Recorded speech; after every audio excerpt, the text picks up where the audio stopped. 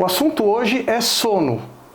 E por que sono? Qual é a importância do sono na vida da gente? Porque quem quer viver mais tempo bem, saudável, feliz, independente, com autonomia, precisa dormir bem.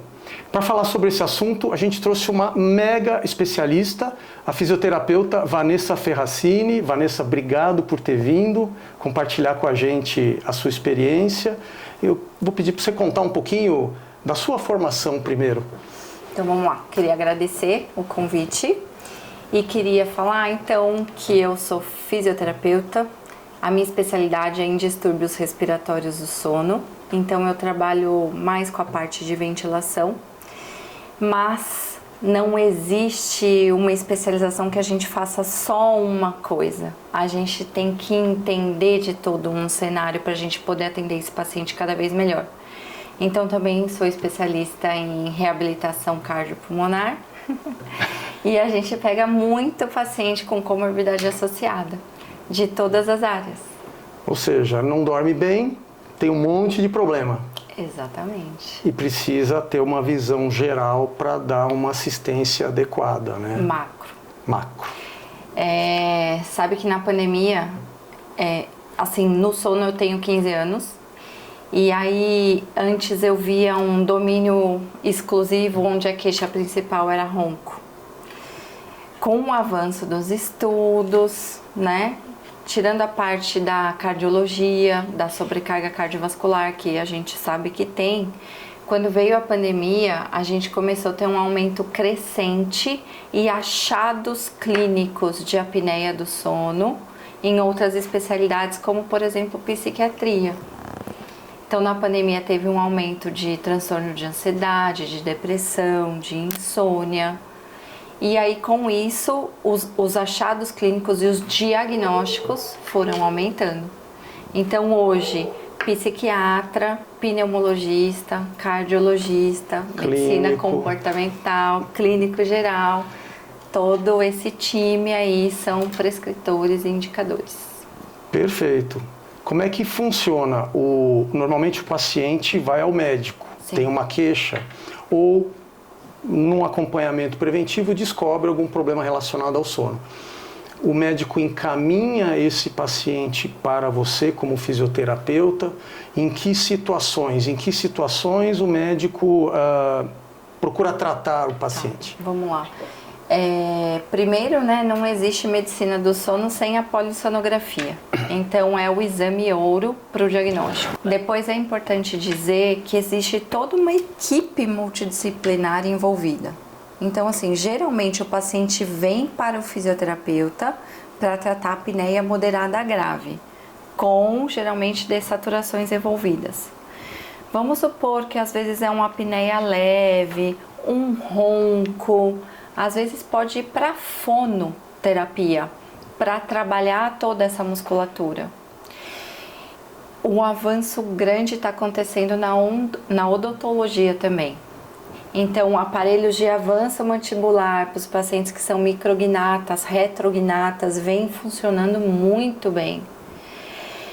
E apoio de nutricionista, nutricionista para saber como se alimenta, porque a obesidade é um dos maiores fatores, e também educadores físicos para otimizar a atividade física nesse sobrepeso. Porque tem algumas nuances, né? Às vezes a pessoa acha que ela sempre fez atividade física e ela sabe o que fazer, e aí você vai ver, não está progredindo no resultado que precisaria, né? Então precisa de um profissional especializado em cada área, não é isso? Exatamente.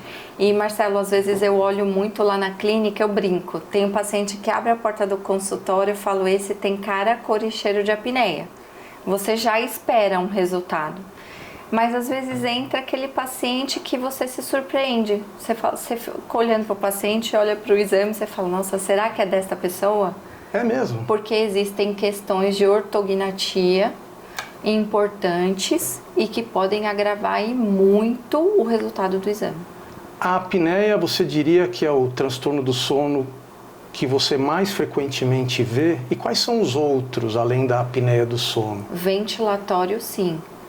Né? De entrada do ar no organismo. Ventilatório, sim, a apneia. Mas existe a insônia, existem distúrbios comportamentais, narcolepsia, a gente vê em menos frequência, mas vê sonambulismo, bruxismo, terror noturno, síndrome das pernas inquietas. Quer dizer, tem questões aí motoras que atrapalham muito, né? A síndrome das pernas inquietas, que é o pessoal que chuta mais do que o Pelé, mas não ganha medalha, troféu, nem Exato. fica famoso. E tem o aumento do movimento de membros, tanto superiores quanto inferiores, ou seja, pernas também, né? É uma outra entidade. Exatamente. Na questão do distúrbio do sono. Exatamente. Não são diagnósticos fáceis de fazer, né? E aí geralmente a polissonografia tem uma especificidade e existem outras síndromes comportamentais, tipo de vivenciar o sonho, pessoas que lá nos Estados Unidos tem muitos casos jurídicos que a pessoa chega a ser inocentada por conta de algum comportamento que ela teve durante o sono que ela não lembra que ela fez. E isso é real? Isso é real. Uau! Isso é real. Qual é o risco, por exemplo, qual é o risco imediato de um transtorno do sono, por exemplo, uma apneia moderada, grave, não tratada? O que pode acontecer no curto prazo com a pessoa, eu, por exemplo? Primeira coisa, né, os sintomas clássicos. Sono não reparador, você arrastar o seu dia, e aí você corre risco, seu rendimento no trabalho diminui. A parte cognitiva, então memória e concentração é muito prejudicada. Humor, a tendência do paciente é ser mais irritadiço, menos paciente. Quer dizer, a pessoa é menos produtiva, mais propensa às vezes a acidentes, muito. Como diz a minha chefa Vitória, né? Muito inteligentemente colocado. E riscos à integridade ou iminentes à saúde, por exemplo, um infarto, um derrame, pode acontecer? Pode. 4 vezes aumentada frente a uma pessoa normal que não tem apneia, o risco cardiovascular de um infarto ou AVC. Quer dizer, você salvou minha vida. Quase. Você e o Caio. Exato. É verdade. Exato. E é engraçado porque eu já fiz várias polissonografias, eu sempre tive insônia e sempre tratei, eu sempre me cuidei, porque eu venho de eu sou produto de famílias com problemas de saúde crônicos graves, fatais, né? Um é coração, o outro é câncer, e todos na família tiveram. Então eu sempre me cuidei. Mas é curioso que às vezes a gente tem um transtorno do sono, às vezes grave como esse, uma apneia avançada, moderada ou grave, e não sabe. Então, por exemplo, eu sempre fiz polissonografias para tratar a insônia, nunca tinha dado apneia. E quando eu fiz essa polissonografia que me levou até o Dr. Caio e a você, deu uma apneia moderada grave. Só que era uma fase em que eu estava dormindo melhor do que eu vinha dormindo antes. Eu achei que eu estava dormindo bem. Uhum. Então isso é um alerta para as pessoas. É um alerta, porque é uma doença do sono. Se é do sono, às vezes o paciente não tem esses sinais e sintomas específicos. Às vezes, quem sinaliza é o companheiro de cama. Quando sinaliza também. Que fala de um engasgo, de um ronco, que acorda assustado várias vezes.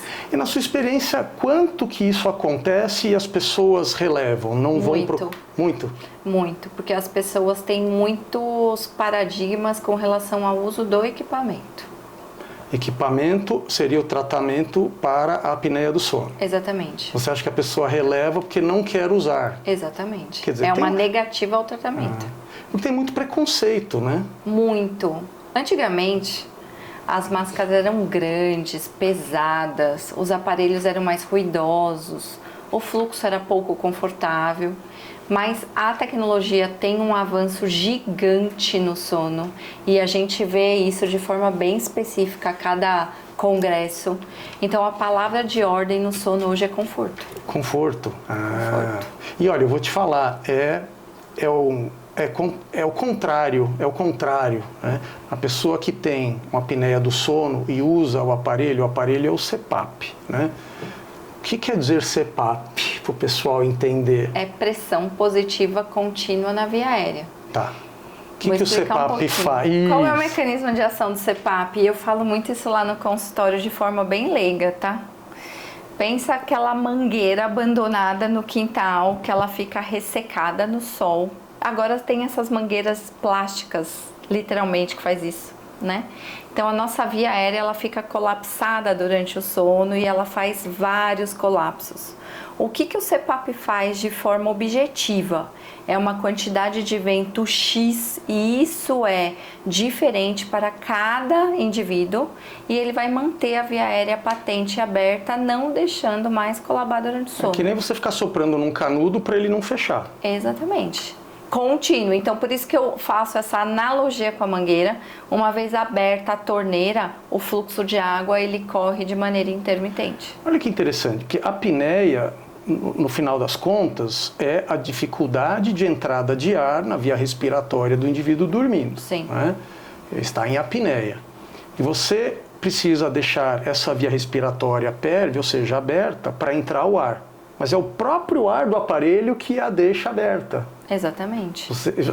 O ar que tem que entrar é o mesmo ar que já a deixa aberta para ele mesmo. Exatamente. Ele pega o ar ambiente, pressuriza e vai mandar através de um tubo e uma máscara. Vamos dar uma olhada no aparelho? Vamos. Tem aqui um CPAP, é um CPAP de mesa que a gente fala, mas é um CPAP super silencioso. E por que eu gosto de falar um pouquinho? Não é pesado, é bonitinho, como se fosse um rádio relógio, e é mais do que isso, é eficiente, silencioso. Então, assim, voltando que o CPAP, ele é conforto, conforto, conforto. O ajuste do equipamento, ele é sempre individual para cada paciente. Então, a gente faz muito, para vocês terem ideia, uma consulta de sono demora em média 2h30, 3 horas. Porque a gente trabalha muito com base no conforto respiratório do paciente, nas sensibilidades, e isso tudo a gente consegue fazer de forma manual e com habilidade, claro, em uma consulta.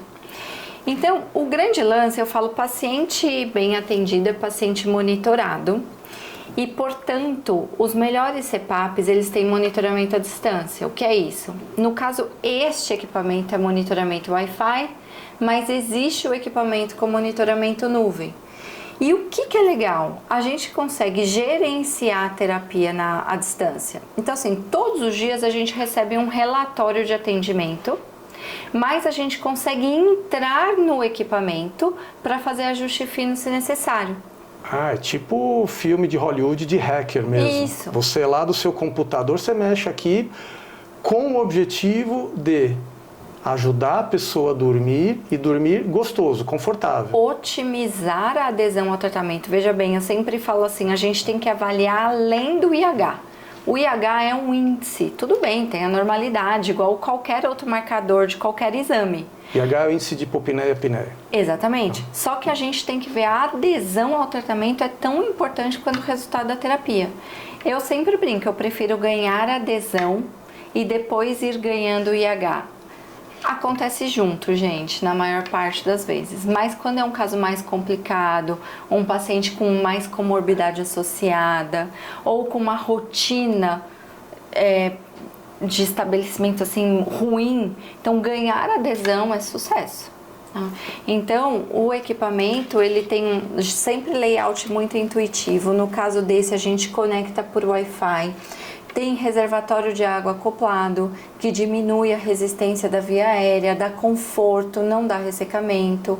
É importante dizer que quem ronca com o CPAP abole ronco, o paciente não vai mais roncar. Então, os cônjuges, companheiros, companheiras é que se dão bem quando a pessoa ronca e usa CPAP. A gente costuma ficar amigo, né, dos parceiros de cama, todos eles. Isso é aquela tal história, né? Você mata 2 coelhos com uma cajadada aí, né? Quer dizer, os dois dormem bem, né? Quem ronca e quem dorme do lado. Exatamente isso, porque o que acontece muito, às vezes o paciente chega no consultório, é impressionante e é notório, a gente vê a diferença na expressão desse paciente. Então, era uma pessoa com olheira, um pouco mais descorada, desanimada. Tem paciente, acredite se quiser, eu peço para voltar à consulta com acompanhante, porque não consegue ouvir, porque dorme na cadeira. comum. Eu lembro que você me falou, que eu me queixei das olheiras, né? E você falou, espera você usar o CPAP, você vai Usar ver. direito. Sim. Ó, então temos CPAP, circuito e máscara. Esse é um kit para um tratamento. Tá. Ai, gente, não posso esquecer de falar que tem um CPAP mini que é fofo. É do tamanho de um celular, mais ou menos. É um CPAP específico, é um CPAP mais travel, mas é um CPAP que funciona muito bem e ele é encantador. Então, assim, o mercado de sono, eu sempre falo, não, a gente não pode deixar de falar disso, porque atender sono é você saber de todas as tecnologias que a gente tem a favor do nosso paciente, porque cada um tem um ritmo e um estilo de vida. Então a gente quer promover qualidade de vida e cabe cada coisa para cada um, né? Então, ó, circuito, CPAP, só para vocês verem que eu não estou mentindo. Quando a gente gera um fluxo, pode até fazer um ruído, acredito que vocês devam estar ouvindo. Se a gente pressuriza, que é a mesma coisa de colocar numa via aérea, o CPAP não faz barulho nenhum. Então, para começar, CPAP não faz barulho. O que faz barulho? Às vezes, máscara mal vedada ou mal posicionada, máscara inadequada para um formato de rosto, umidificador sem estar bem vedado, algum furinho no circuito. Todos os CPAPs têm válvula exalatória, sai um ventinho exalado. Então, assim, trabalhar com bons profissionais que possam ofertar boas tecnologias de conforto é vida.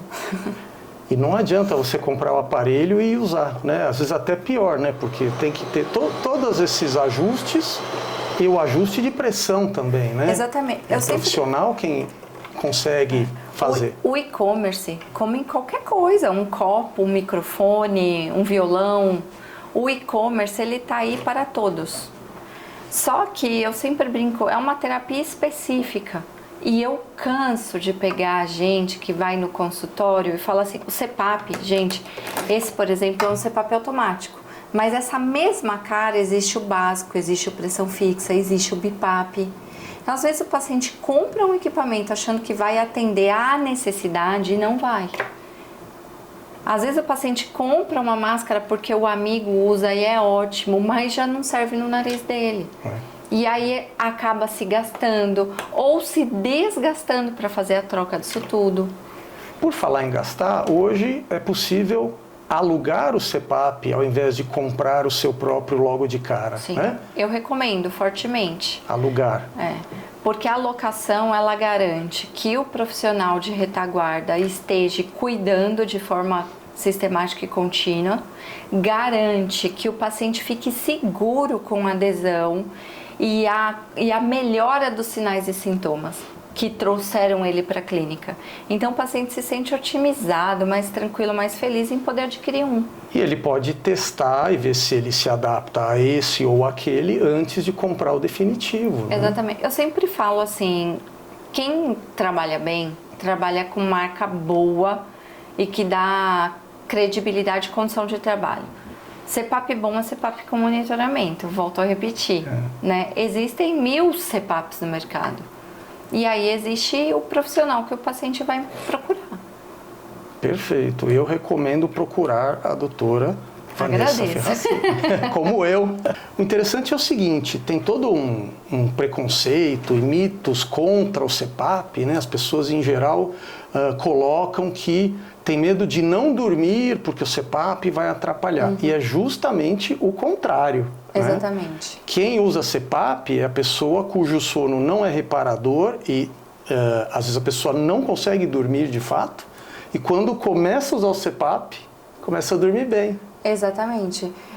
Na verdade, existe mesmo muito preconceito. As pessoas, muito casal chega lá no consultório arrastado, quem é o paciente, ou obrigado pela família. Né? Só que a devolutiva no retorno geralmente é boa, tô dormindo melhor. Às vezes o paciente é engraçado, ele senta lá na cadeira, porque eu faço uma anamnese na primeira consulta, então eu vou perguntando e vou anotando ponto a ponto.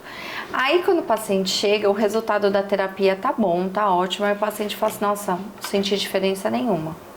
Ah, Então, peraí, só um pouquinho, deixa eu te perguntar, e aí, como é que tá esse ponto que o senhor me falou? Ah, tá melhor. E esse outro ponto que o senhor me falou? Ah, também melhorou. E isso aqui que o senhor comentou, sim, eu acho que foi bom, Então, assim, é muito bom, só que tem que fazer bem feito. O paciente, ele precisa ser parte do tratamento, não simplesmente falar, ó, se vira, você vai usar porque você tem a apneia preta, acabou. Ele precisa fazer parte, ele precisa entender que aquele exame tem gravidade, ele precisa entender a repercussão da apneia na vida dele, não só hoje, como a longo prazo. E você vê que a gente que trabalha com adesão, a gente sabe que isso aumenta a adesão quando o paciente ou a pessoa se sente valorizada, opinando, participando, planejando junto com o profissional. Né? Porque o profissional está lá para trabalhar em prol da pessoa, não para mandar ela fazer qualquer coisa. Eu sempre falo assim, Marcelo, para o paciente, eu falo, a gente é um time. Eu não consigo trabalhar se você não me entregar a sua parte. Se você não me jogar a bola, eu não consigo fazer o gol. Então, entre aspas, mas o paciente ele tem até vergonha, porque ele sabe que eu estou usando. Então ele sabe que eu vou perguntar e ele tem que me dar uma resposta. Mas nada de forma incisiva. E eu vou muito na brincadeira, né? Às vezes eu falo, vou te matar, vou te bater, você vai ver, vou te ligar, vou chamar sua mulher, né? Mas assim, as coisas acontecem de forma natural e esse tipo de postura, de posicionamento, engaja. Exatamente. Aliás, tem uma coisa muito legal na sua postura, que a gente se sente acolhido. Porque é normal receber uma mensagenzinha, Marcelo, como é que você tá? Tá dormindo bem? Tá usando o CPAP? Não é uma pressão. Não. A gente vê que é uma atenção. Exatamente. Que é muito mais legal, né? Do que...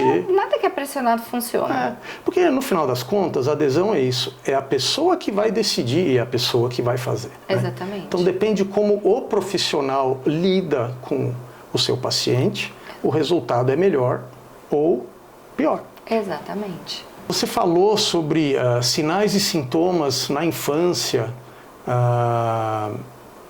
que servem de sinal de alarme para a gente suspeitar de problemas do sono. E no adolescente e no adulto? Tá, então vamos lá. Eu sempre falei, vou repetir, não existe sono sem diagnóstico. Então a gente tem polissonografia e não existe um tipo de poli. Existem alguns tipos de polissonografia. E aí o médico, que é o prescritor do exame, ele tem que saber também um pouco, é importante saber das diferenças. Então a gente tem a comodidade de fazer o mesmo exame do laboratório em casa. A gente tem a comodidade, de repente, para um paciente que era muito sobrepeso e fez uma bariátrica, teve uma perda de peso expressiva, fazer um exame que uma polissono tipo 3, que vai ver só a parte ventilatória.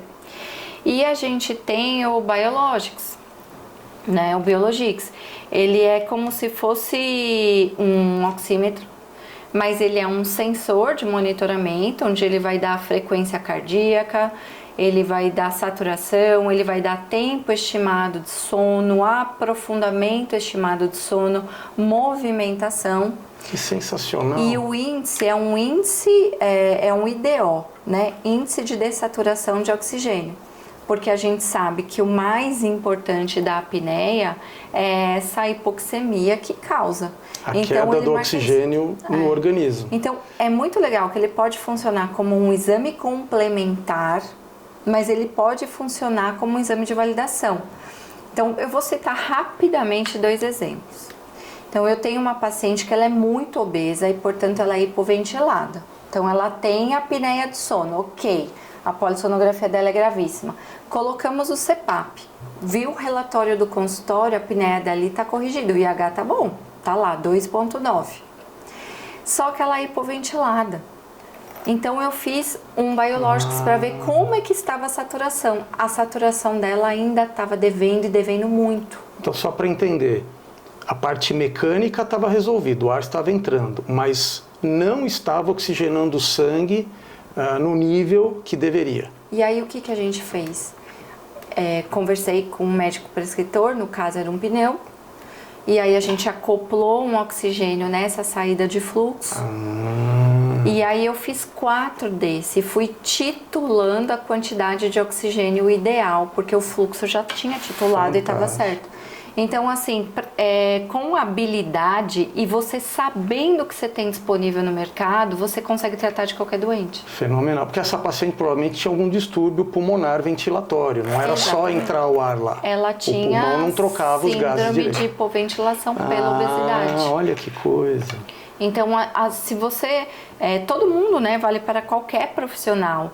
Se souber usar o que a gente tem disponível no mercado para diagnóstico, para tratamento e colegas interdisciplinares aí da equipe multi, a gente consegue alavancar sucesso. Fantástico.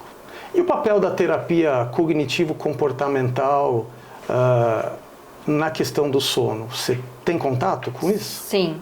A TCC é nível ouro para o tratamento da insônia.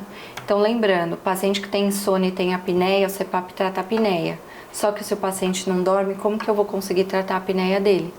Então, essa profissional especialista, ela vai otimizar, ela vai me ajudar com que esse paciente tenha uma adesão melhor ao tratamento, dormindo melhor e com hábitos melhores. Então, eu vou te fazer um convite. A gente vai fazer um videocast sobre o CPAP e um videocast sobre terapia cognitivo-comportamental para insônia. Fechou? Fechou, lindo.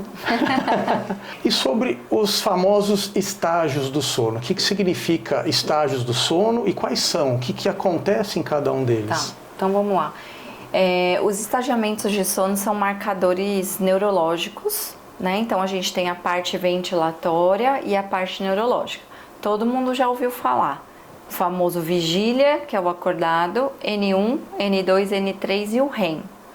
O sono REM, ao contrário do que todo mundo pensa, não é o sono mais profundo. É o sono de atividade elétrica cerebral mais intensa. Então, é um sono de aumento de frequência cardíaca, aumento de frequência respiratória. Quando a pessoa sonha movimento rápido dos olhos, homem tem ereção peniana, né? É um estágio do sono com consolidação de memória recente. É um marcador. Mas a gente sabe que o sono REM, geralmente, ele acontece em maior quantidade na segunda metade do sono e as outras fases na primeira metade do sono. Então, o sono N3 é o sono mais profundo, é o sono de reparo metabólico, é o sono que a gente sonha e lembra. Comentamos aí do sono REM, então vamos falar do sono N3, que é consolidação das memórias, é reparo metabólico, é o sono mais profundo, o sono de descanso, um sono importante para quando a gente desperta se sentir revigorado. O sono N1 e o sono N2, eles são sonos de transição. O sono N1 é aquele sono que se o cachorro levantar da cama, você vai acordar. E o sono N2 é um sono de começo de aprofundamento. Então, assim, só que isso ele é dividido e cada um tem a sua proporção adequada. Então, não pode acontecer de forma desmedida. Um hipnograma bonito é um hipnograma com linhas mais retas e não aquele hipnograma serrilhado, cheio de despertar. Então, quando a gente analisa um paciente, por isso que eu falo e gosto muito de usar esse termo, né? Estudar sono, trabalhar com sono é além do IAH, que é o índice de apneia e hipopneia. A gente tem que saber um pouco de tudo para poder ajudar e se a gente não souber, para poder delegar para o profissional mais especialista ou mais qualificado para aquele momento. Sono é vida, né? Você está vendo tudo do indivíduo, né? Exatamente. A gente viu desde o humor até a parte cardiológica, passando pela produtividade cognitiva. Exatamente. Né? E as pessoas alguns costumam falar que para que sono é perda de tempo. Mas não só o ser humano, né? Mas a grande maioria dos mamíferos dorme uma boa parte das 24 horas do dia. E se isso existe na nossa biologia, é porque tem um propósito importante. Exatamente. E outra, como você mesmo disse, né?